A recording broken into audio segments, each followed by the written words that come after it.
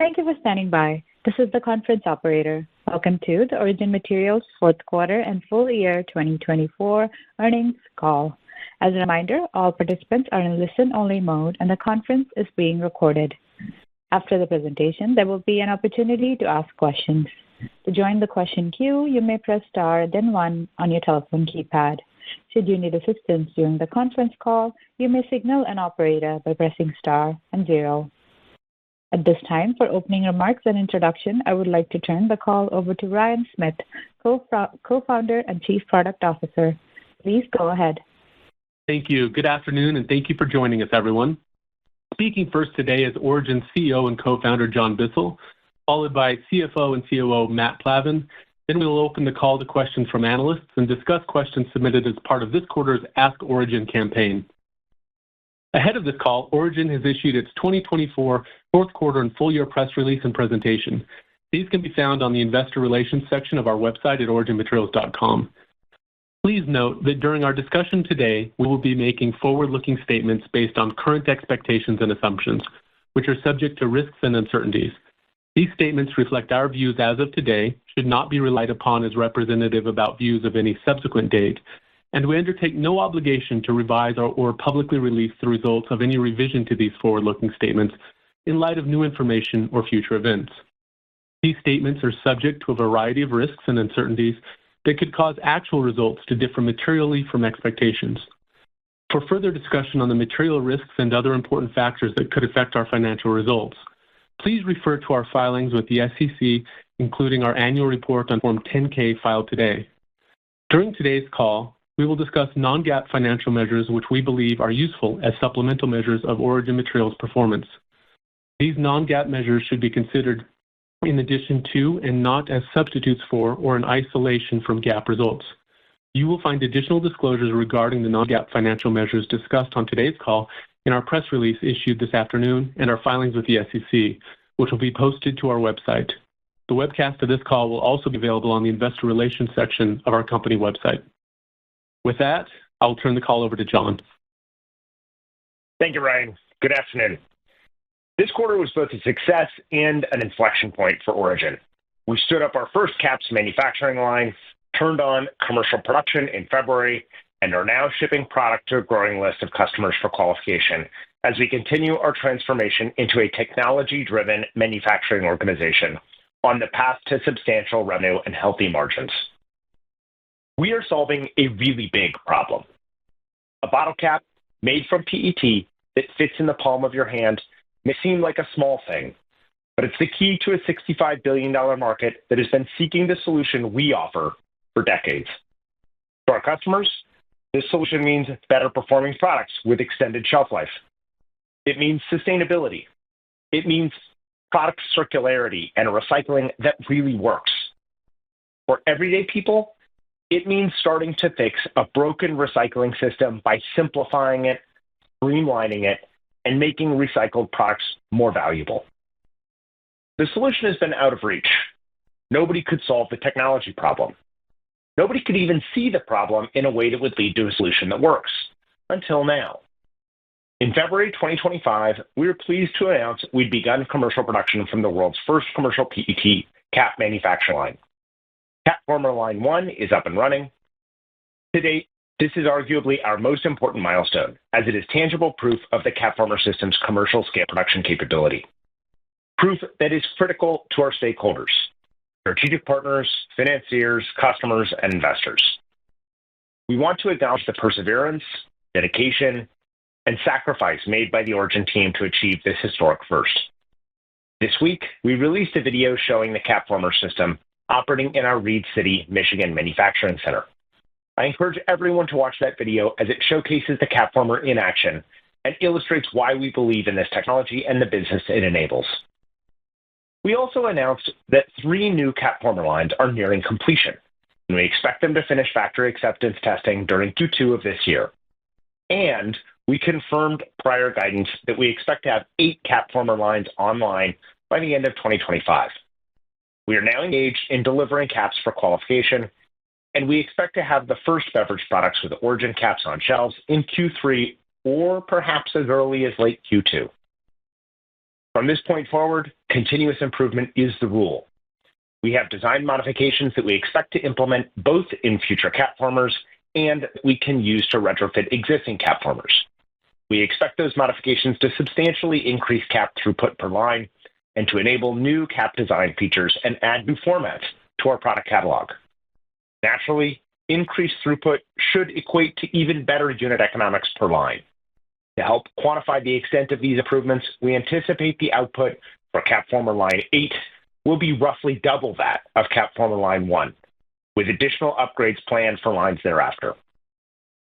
And although we expect CapFormer Line 1 will produce tens of millions of 1881 caps every month, it's important to keep in mind that our PET cap technology is a platform, which means it's a base for growing many different product formats and SKUs for many different applications.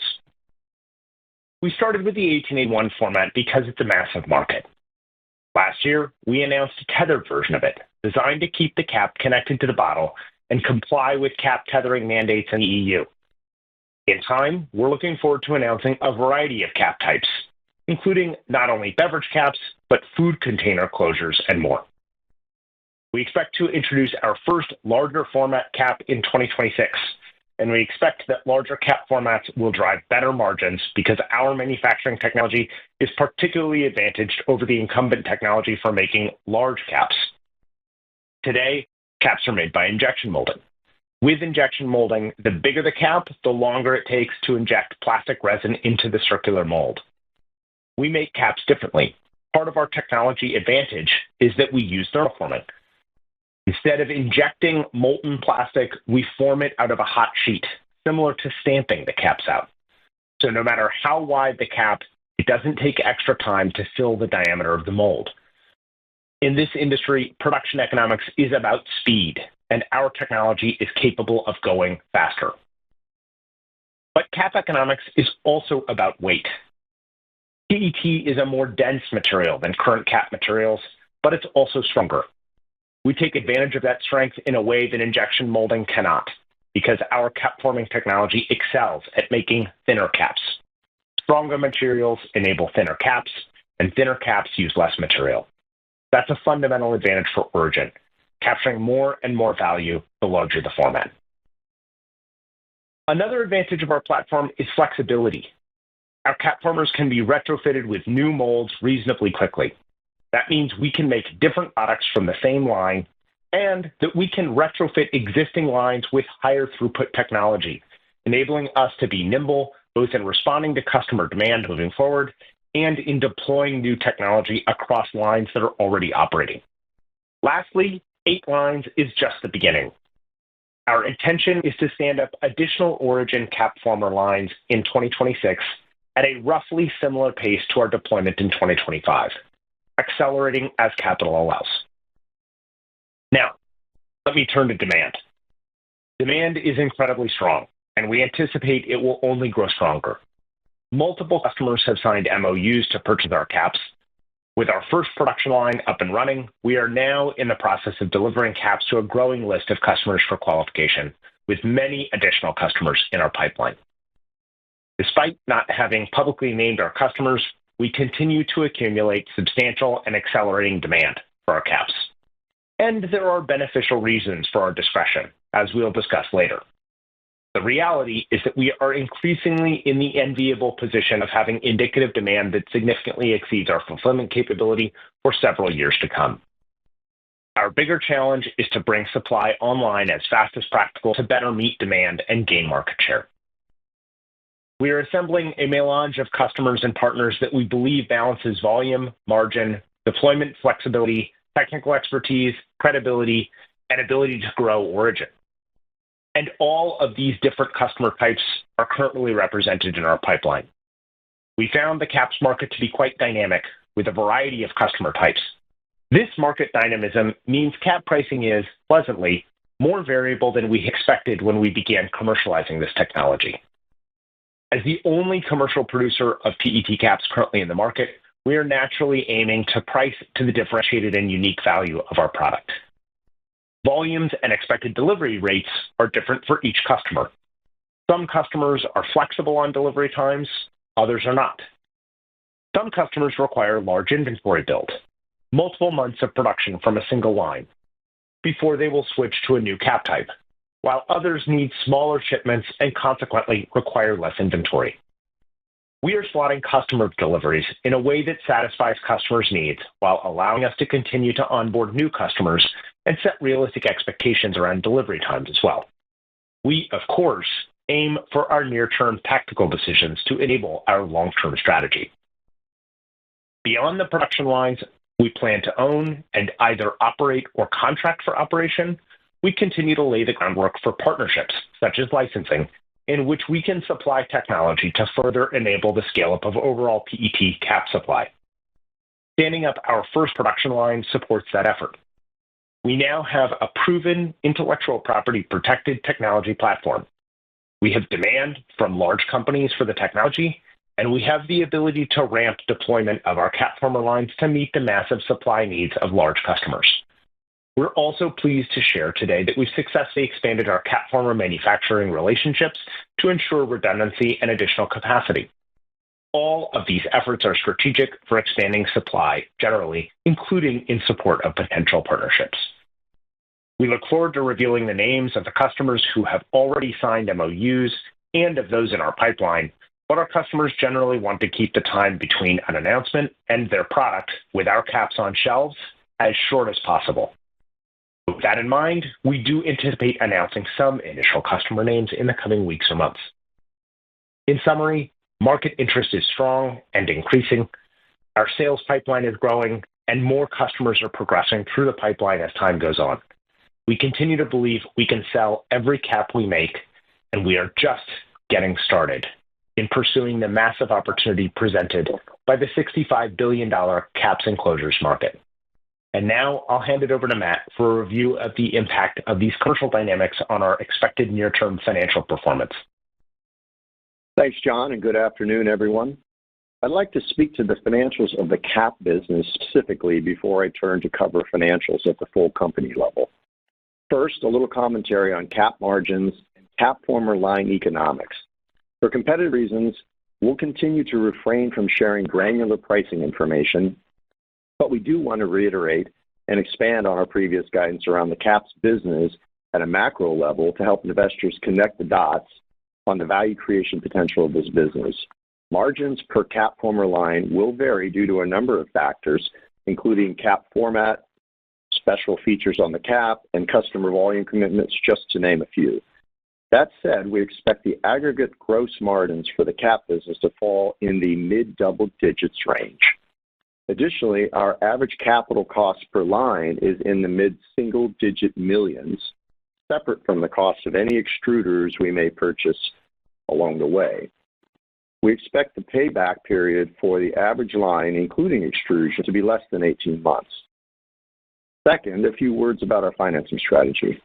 As we've indicated previously, we believe our stock is significantly undervalued today, and therefore we believe debt is the optimal way to finance our near-term growth. Thus, we are in the process of securing debt financing to fund our capital equipment build-out and our working capital needs to maintain a healthy minimum cash flow at all times. The expected short payback period per line makes for an attractive financing opportunity for lenders, and we are curating a number of financing proposals for all lines we have on order and in production.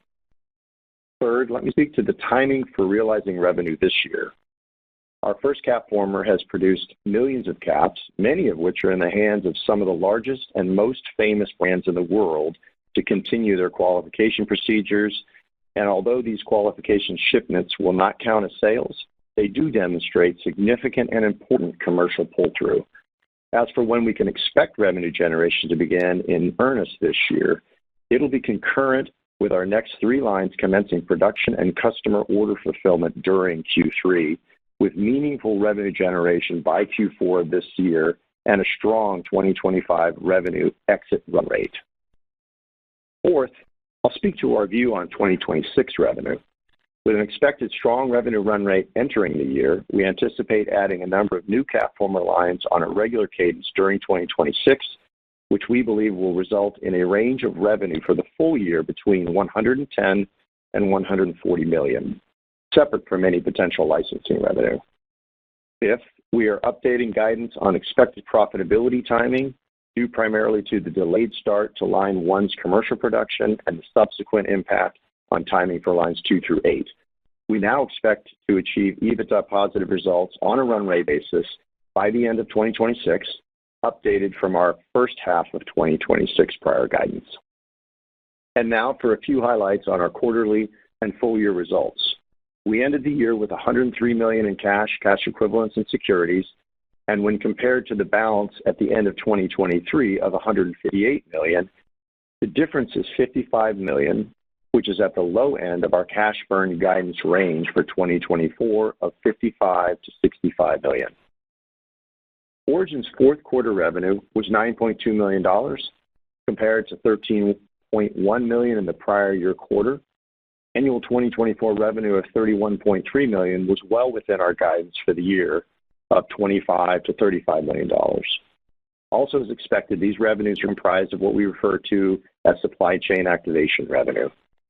Turning now to our operating expenses for the fourth quarter, they were $16.2 million compared to $19.8 million in the prior year period, a decrease of $3.6 million. This decrease consisted primarily of $2.7 million in lower research and development expenses and $1.3 million lower general and administrative expenses. For the full year 2024, operating expenses were $85.3 million compared to $60.1 million in the prior year period, an increase of $25.2 million. A significant component of this increase is the $15.2 million non-cash impairment charge of asset expense recognized in the third quarter of 2024, along with $7.4 million higher depreciation expense primarily associated with Origin 1. With that, I'll pass this back to John for concluding remarks. Thanks, Matt. I want to take a moment to emphasize that Origin's intellectual property portfolio is substantial, growing, and increasingly valuable in our view, deepening Origin's technology advantage. Our portfolio now comprises over 70 issued patents, as well as dozens of pending applications. In January 2025, 5 applications published covering single and double-walled closures, knurled and threaded closures, and methods of making our closures via thermoforming. Origin's IP lets us make a new, lighter, better-performing cap than our competitors can make, using a proprietary cap-forming method our competitors can't duplicate. In short, we believe we have created a defensible moat for this business. In the near future, millions of our caps will be in consumers' hands. Although we do not sell directly to consumers, we recognize the importance of the consumer experience to our success. From the tactile experience of twisting the cap and breaking the seal, to the sound of the seal breaking, to the hand feel of the cap itself, to the visual and physical design possibilities available to us with our technology, it all leads to that critical first use experience and the visceral response that determines if someone likes the experience or not. We're happy to report that we've seen a lot of smiles so far. It really is a very satisfying experience. We've been encouraged by the consumer feedback we've received thus far and are looking forward to all of you and millions of others getting to have your first experience with Origin PET caps in the near future. Finally, I want to reiterate that we are building a product, but more importantly, we are building a platform. I'm proud of the work we're doing, and at the same time, I think it's important to have our team, including our investors, look up from where we are now and stay oriented on where we're going. Success for Origin is not making 1 billion caps, it is not launching 1 cap former line or even 8 cap former lines. Success for us is building a platform that can grow smoothly and scalably to accommodate hundreds of caps lines over time. One that is capable of converting a significant share of the $65 billion cap and closures market to PET caps in the coming years. We're just getting started. With that, I'll open up the call for questions. Operator, may we have the first question, please? The first question comes from Frank Mitsch with Fermium Research. Please go ahead. Thank you, and appreciate the color, John and Matt. I want to dig into the timeline a little bit more and the qualification process, et cetera. So you've gotten commercial volumes out of line 1 3 weeks ago, and right now that's you're producing that and it's going out to testing to multiple customers. I'm assuming that, or you educate me, that they are qualifying the product, and in future would have no issues in sourcing from lines 2, 3, and 4. So can you confirm that? And also, how long does the qualification process take? And any more specificity on the 3 lines that are currently in production right now that you haven't been able to get up and running yet? So any additional color there would be very helpful. Yep. Hey, Frank. Thanks for the question. So, couple things. First, yes, you're right. We've been producing millions of caps from our first cap forming line, and those are going to a couple different areas. Qualification can be broken down into a couple different categories. One is sending caps to customers for them to qualify the product in its entirety, let's call it. So, using our caps at the appropriate rates on their capping and filling systems. One of the tricky things about this is that there's the performance of the cap on a given bottle, but there's also the performance of the cap in the capping line or the capping and filling line. And there's, a big part of the performance of these caps is not just how do they perform on average or at best, it's how do they perform in their frequency of misfire or failure or something along those lines. And so you really need large sample sizes to do that kind of evaluation at the quality level that our customers care about. And so that's why even though they've tested it on individual bottles, they've tested it on relatively, tens of thousands, or at least hundreds of thousands of caps on lines. It's a really large quantity of caps that's required really to do a true qualification for the capping lines themselves. So that's the kind of thing that's happening right now, and that we're preparing samples for them to run. There's a second kind of qualification, which is the qualification actually internally for our own next set of lines. Because as you mentioned, we have lines 2, 3, and 4 in process. We take caps from our first line, and we actually use them to qualify the next sets of equipment also. And our view is that that's important because building capacity is sort of high leverage relative to everything else. And so our caps, and again, we're talking, tens, hundreds of thousands, and ultimately millions of caps to do those kinds of things. And so the first set of those caps coming off of cap forming line 1 is going to those kinds of activities, both customer qualifications and for our own internal equipment qualification. In terms of how long these qualifications take, the answer, and we spoke to this a little bit in terms of just the extent of variability in the caps market that we found is, and we see this, of course, with price, but we also see it with really, frankly, the level of diligence that the customers will use during their qualification process. And what we find is generally the larger the volume of product that the customer is expecting to roll these caps out onto, as you'd expect, the more qualification work they do. And so consequently, we see that with smaller customers, they can usually move quicker. Their qualification is less intensive and just takes less time. With larger customers, it tends to be a longer process. And we also mentioned there's the qualification, and then there's actually the inventory build that goes into supplying these larger customers as well, right? They don't want to be operating in a just-in-time kind of fashion with our first line. They want us to have a significant amount of inventory that's built to continue to supply them if we happen to have any supply chain hiccups that show up. We don't think that we'll have those, but I think it's prudent for organizations to have that kind of inventory built in their supply chain, no matter how you slice it. All right, that's very helpful in explaining some of the complexity. The one account that you haven't named, although you did name the size, it's $100 million plus memorandum of understanding that I believe it was supposed to start in the first quarter of this year, and that contract was, over a 2-year period. The expectation was that you would be able to get to that, $100 million over a 2-year period starting now. Now, obviously, it looks like that's being delayed a little bit. Also, if your sales in 2026, the projection is basically, this one customer itself, and I know that that's not going to be the case. Is there anything you can describe qualitatively or quantitatively with respect to that kind of baseline customer that you have out there that you've identified everything except the name of the customer?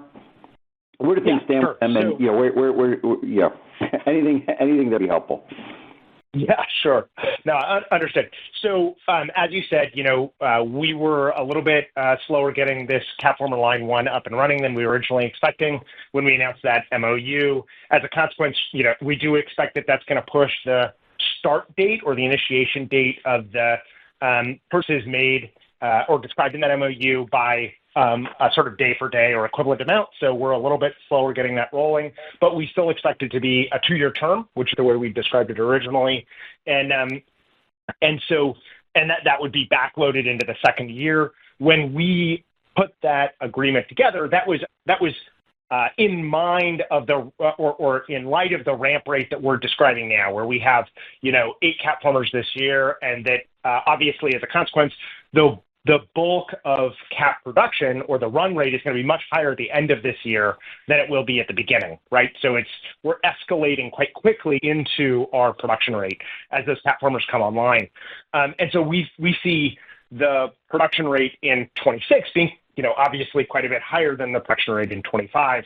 And so that's sort of reflected in the balance of that agreement. And then, of course, because it's a 2-year contract that we're talking about, and it's being pushed by a little bit into 25 for the start, then we expect it to extend into 27. So some of that revenue that we would have expected there from that particular contract is going to extend into 27. But the guidance that we gave for 26 is consistent with all the things that I just said. So, you can sort of trace that out and say, well, that contract is probably going to be a meaningful amount of our 2026 revenue, but we expect there to be quite a few other customers that are meaningful in that mix as well. Okay, that's very helpful. Matt, you in the presentation, and you talked about wanting to maintain a minimum cash level, and kudos on hitting the low end of the cash burn for 2024. So, what is that minimum cash level, and any forecasts on your cash burn rate for 2025?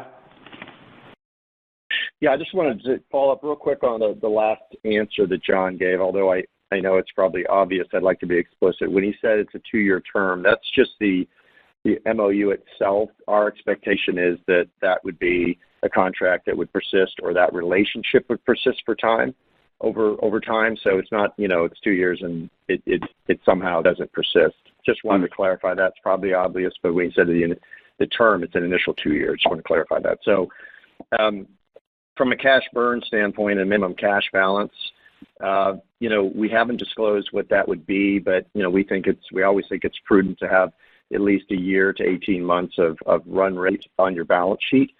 And although we haven't given specific cash burn guidance, I think it's fair to say that when you look at the operating expenses for 2024, and we think of that in terms of cash in particular, so we would strip out any non-cash charges, material non-cash charges, which would be stock comp and depreciation and amortization. It was roughly $48 million in 2024. We don't expect that to change materially in 2025.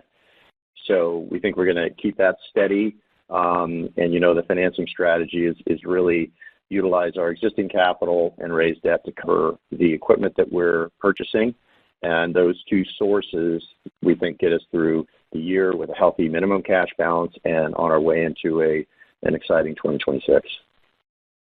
Okay, very helpful. Thank you so much. Sure. The next question comes from Salvatore Tiano with Bank of America. Please go ahead. Yes, thank you very much. So I understand now you're talking about free cash flow of around $50 million for this year. You still didn't provide, though, unlike the past few years, any revenue or EBITDA guidance for 2025, unless I missed it. So can you elaborate both on what that outlook would be and also why the change in your framework? Sure, you're right. We haven't been specific about 2025. I think we've kind of given as much as we're comfortable giving, which is that it will be revenue beginning really materially beginning in Q3 and then ramping in Q4 in accordance with the builds of the cap formers. And as John mentioned in his comments, with regard to the timing of bringing on customers and the volumes in between those different customers and the timing of those is significant variability. And so we think it's imprudent to try and give you a specific number for revenue at this point for 2025. And what we thought was more important is to give you our confidence in the exit rate being substantial and significant off of these 8 lines, and that we felt more comfortable sizing 2026's revenue than 2025, and the fact that we also expect to reach run rate profitability in 2026. We felt that was the best guidance to give the street right now based on our visibility. And again, all the moving parts in Q3 and Q4 are such that we're not comfortable. We can give you a number that would be meaningful. Okay, perfect. I also want to ask a little bit about the issues with line 1. Can you first elaborate a little bit on what happened there? And secondly, why is it pushing, I guess, if we think that the prior break-even EBITDA or positive EBITDA was expected in the first half of 26 and now end of that year, it implies a minimum of 4 to 6 month delay, if not more. So why would the delay in what seems to be the smallest line you're adding cause such a big pushback in your break-even EBITDA? Yeah, so I think, Salvatore, I missed actually the first part of your question. I think you broke up a little bit. What was your question on line 1? Oh, what are the issues that you mentioned? If you can elaborate a little bit on that. What? I'm still missing the second word. Sorry. Sorry. I believe there are some issues with line 1 that was mentioned. Oh, issues. So okay, issues. essentially, what are the issues? Yes, and ultimately, why is it pushing back your timeline for EBITDA break-even by at least 4 to 6 months? Yeah, got it. Okay. So on line 1, and I think we described this a little bit in some of our social media posts, but when we were giving sort of regular updates on the progress of line 1, one of the things that we saw was customers in Q4 really came back to us and said, look, we understand why you think that the user experience associated with the cap doesn't require knurls, but it is, our customers really believe that it was necessary for some of the manufacturing components that I described. The filling and capping lines really needed those knurls to be able to perform well. And so we went back and added the knurling feature to line 1, when really when we were planning all this out originally, we didn't expect to. We expected to always add knurls, but it wouldn't be with the first line. And so that was really what gave us a bit of a delay there. And the broader philosophy behind that is, of course, we want to bring all of the beneficial features that we can to our caps, but we're also trying to go quickly. And so the game is to make sure that we bring all the necessary features at every stage and then give ourselves time to introduce the more performant features as we make our way through the process of building this business. So we took our customer feedback, went back, introduced knurls. That gave us a little bit of a delay there for line 1.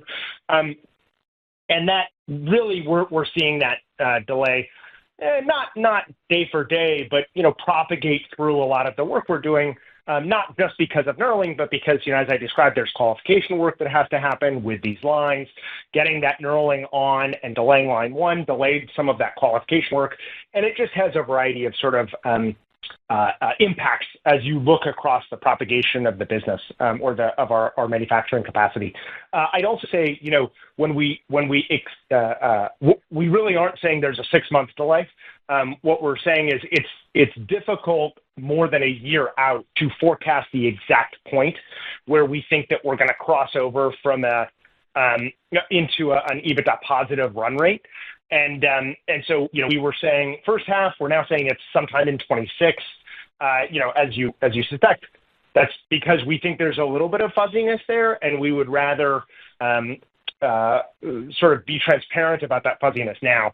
We are not looking at that and saying that we expect it to be a full 6 months. There's high uncertainty when this far out. Okay. And the last thing I want to understand a little bit is I hadn't realized, so these lines you start with PET sheets that you get from, I guess, other suppliers, rather than just buying, I guess, the pellets and extruding the PET yourself, right, if I understood correctly. So I guess what drove the decision and what allows you to have this strong economics, I don't know if it's 40-50% gross margin that you're talking about, even though you are not essentially, you're leaving one step of the manufacturing process, the extrusion, to an external party, which should be technically get compensated for that. So how do you achieve this margin and why did you make this decision? Yeah, so I think there are two places where you need to sort of two time regimes that we need to talk about here. The first is near term, which is, it takes some time to get extruders. Extruders are longer lead time than thermoformers and all the other equipment in our cap forming systems. As a consequence, even if you have extruders on order, if you're waiting for the extruders to operate those cap forming lines, then there's a mismatch. And we don't think that mismatch is worthwhile to wait for. So we want to get our cap forming lines landed. We want to start making caps and generating revenue, making money off those cap forming lines. And then we will introduce extruders to vertically integrate those lines over time. So that's one in terms of timing. Two, you described correctly that there's margin available, increased margin available by operating our own extruders. That's true. But our margin is not entirely dependent upon operating those extruders. We can make margin without them. And so we think it's worthwhile to start doing that. You quoted a particular margin profile. I think what we said was mid double-digit percentages. Our expectation on that, I should say, is not immediate right from the very first cap formers. That is the way that we expect the business to evolve over, say, the next couple of years. And we also think that's going to be a mix of different types of cap formats. It's not all just on any given cap format that we have the same margins. And so I think just be cautious about applying that to any given cap former or cap format, but we do think that's going to be something in the mid double-digit percentages is the margin profile that we expect for the caps business overall. Okay, perfect. Thank you very much. Yep. That's all the question we have from the phone lines. Now I'll turn it over to Ryan Smith for a Q&A section answering Ask Origin questions submitted by investors prior to today's call. Please go ahead. Thank you, operator. Prior to our earnings call, we invited all investors to submit questions as part of our Ask Origin campaign. Thank you so much to everyone who participated. You asked some great questions. These questions were, of course, submitted before our call today, and we answered many of them thoroughly with our prepared remarks and our analyst Q&A. We will generally be answering the most relevant questions today during the time that we have. So let's start with our first question for you, John.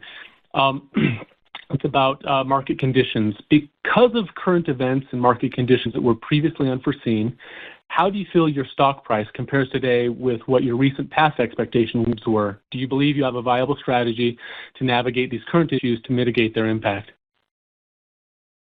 Yeah, look, we definitely see the macro environment right now as one that we did not explicitly anticipate when we embarked on this business, but it's one that we believe that we can navigate. It requires us to do things differently, and we're adjusting our plans as a result of this.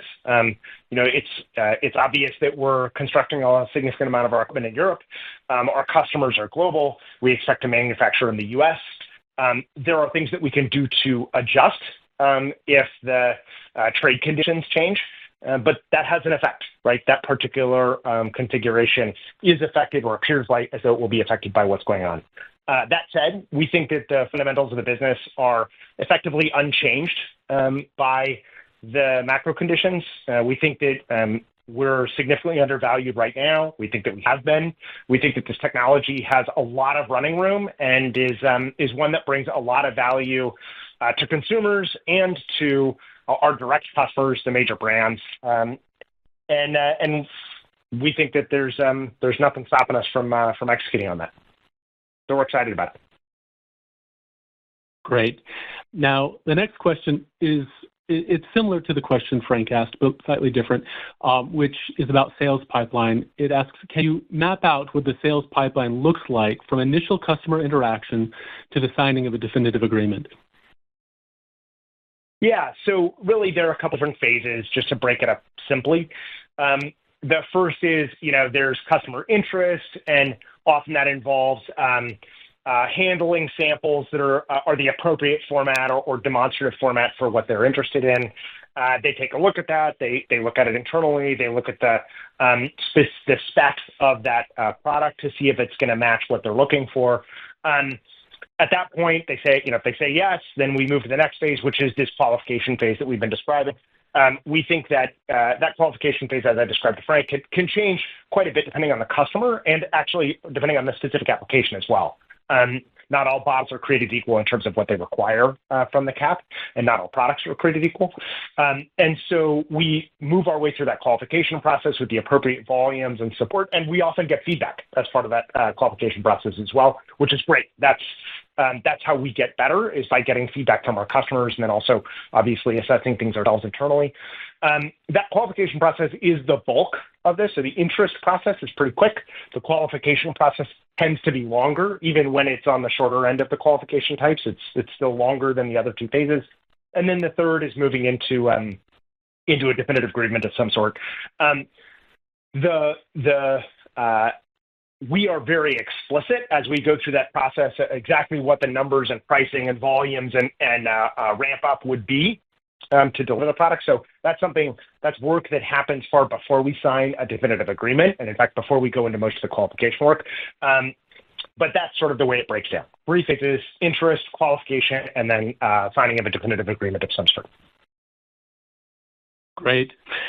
All right. Next question, given the demand that you've mentioned, this is the question about customers and customer selection. So the question is, how do you prioritize customers? What goes into that? Yeah, so I think in our prepared remarks, we talked about a couple different things, but there are a lot of differences between the customer types, and that leads to, we sometimes tongue-in-cheek say it's sort of an artisanal balance or slate of customers that we want at this stage. We're balancing things like the volume that the customer demands, the margin that we expect to get off of that particular cap, their deployment flexibility. Some are more flexible than others. The technical expertise of the customer or partner, because that can provide us with different kinds of information about what we can do better and how we can improve our product and our process as well. The credibility, of course, of the customers and partners, because the more credible they are, that allows us to continue to access even larger parts of the market. And then finally, in a more strategic sense, what are the things that they can do to help us grow Origin and grow this platform and this technology? So we're looking at all of those things. I don't think there's an algorithmic ranking for, if they score this, and this, in all those different categories, that means they're going to go to the top of the list. Balancing it is really a key part of what we're doing here. Great. The next question, an investor asks, consumers are used to colored caps with printed labels. How are you thinking about tinting, embossing? How does that affect recycling? Can the cap be recycled with the bottle? Yeah, so first, I think the overwhelming response we've gotten is that customers are excited about a clear cap. So having a clear cap or a clear part of packaging is something that obviously the market wants, and it's something that if you look at the sort of arc of packaging history, obviously performance matters, but all else being equal, consumers like to buy products in a clear packaging. They want to look at the product, they don't want to look at the packaging for the most part. And so we see this as sort of another step in that direction of the packaging arc of history, is towards another component, a meaningful component of the product, packaging being clear and transparent, so you can see the product as the showcase instead of the package as the showcase. That said, there are some really good ways that look great, because I've seen the mock-ups, to color and emboss our caps to have some great, highly differentiated looks to them.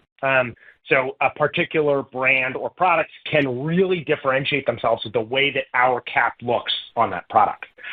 What's important to us, though, even as we look at those kinds of differentiated appearances, is that the cap can still be recycled. So if we're dyeing the PET with a material or with something that can't come out or that stays colored, then that's going to restrict the ability to recycle that as effectively.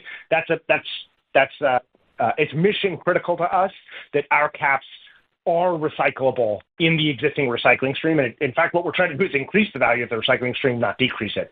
And so we have some really, really good ways to introduce color, impart color and patterns onto the caps that look great, that don't impact the recycling stream on the other side of the use of the product. So we're excited about that. We've got answers. We don't think we need them yet. And we also, we think that the clear cap just looks great, and that's what everybody tells us. So we're listening to that. Right. Next question. If your manufacturing process enables cost advantages as cap size increases, why did you start with the bottle caps as opposed to working down from larger formats? The short version is that our customers asked for it. So we saw from the beginning a really strong demand for the 1881 format. There are a whole bunch of reasons for it, but 1881, it's a huge market. Our customers wanted it, and we think that our solution is a really good solution for 1881 as well. So we think that's a great spot to be. There are other benefits that come with the large format caps.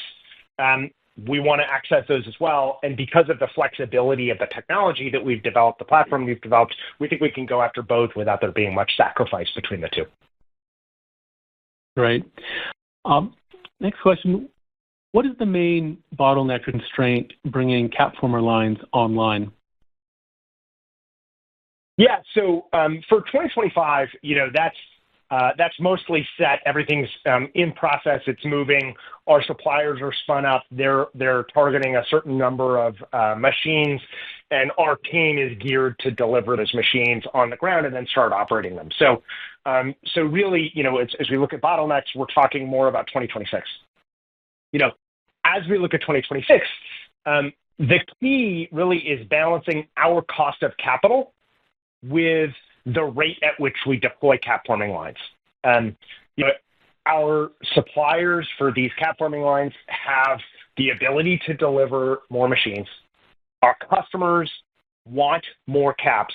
And our view is that we're going to continue to de-risk the technology, make it clear that this works the way that we say it works, that customers want the product, that the margins are acceptable for financing, and then that will enable us to access cheaper capital. We can use that capital to grow faster.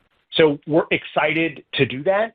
But given macro market conditions and the nature of this kind of business development, we don't know exactly when that inflection point is going to get reached, and so we're going to have to see. We believe it's in 25. We think it's soon. We don't know exactly when it's going to be, and so we view 2026 CapFormer deployment is mostly capital limited. As we can remove that constraint or reduce that constraint, we expect that we're going to be able to deploy more CapFormers. Right. Can you speak a little bit about CapFormer 1's performance and then also talk about improving performance in future CapFormers? Yeah, CapFormer 1 has been doing a great job. We, frankly, were really impressed with how well the system performed right out of the box. There were minimal adjustments that needed to be made to sort of tune it back or bring it back into stack with what we did during the FAT. We think that our suppliers just did a fantastic job, not only from the packing a complex piece of equipment like this, but also sending their teams to work with us to bring them back online. Just really, really impressive overall. And we're excited with the way that we're able to iterate on that machine at Reed City. So some of the technology improvements that we've described, those are coming from very specific modifications that we want to keep making and introducing over time on our existing lines and then also on future lines. And so at Reed City, what's wonderful is that we have the ability to machine things and make modifications almost in real time as we do this. And so we have really focused on the ability to make those changes quickly. We're seeing great performance off of the line so far, and we're excited to really drive continuous improvement across CapFormer Line 1, but then all of our future lines as well. Great. All right. Now, this next question is going to be one for Matt. Matt, you talked a little bit about cash burn in the Q&A, but this question is, what is your financing plan for 2025 and 2026, given the need to ramp manufacturing lines in that time frame? Yeah, thanks, Ryan. And yeah, this might be a little bit repetitive as I think about this response in terms of what Frank asked, but I think it's good, and I appreciate the simplicity of this question because it allows me to dial the lens back and answer with kind of a macro view of our financing strategy, which really is pretty simple and straightforward. So in addition to utilizing the existing capital on our balance sheet, we're securing equipment-based debt financing, as I outlined on the call, a portion of which we've already secured, and the rest we continue to curate amongst a number of other lenders. And so with those two sources of cash, we have what we need to both fund our operations and build out the 8 CapFormer lines, which we expect to propel us into 2026 with, as we said, significant revenue, margin, and cash from operations on a run rate basis before the end of the year. Great. All right. For this last question, I'm going to throw it back to John and just ask, what do we have to get excited about as we look to the future? Yeah, look, I think the exciting things are the underlying business fundamentals. You know, we've got incredibly strong demand. We're looking forward to building capacity over the course of 2025, at which point we're going to have really quite meaningful production capacity by the end of the year, and then rolling into 26 and continue to expand that. We've got 3 CapFormers in process that are going to land in Q2 or factory acceptance test in Q2. We're shipping caps to customers. We're expecting caps on shelves, well, on products on shelves soon. And we're excited to share some customer names in the weeks and months ahead. So we're stoked. That's great. Thank you, John. Thank you to everyone who joined and everyone who sent in questions. We look forward to our next update. And this concludes our call for the day.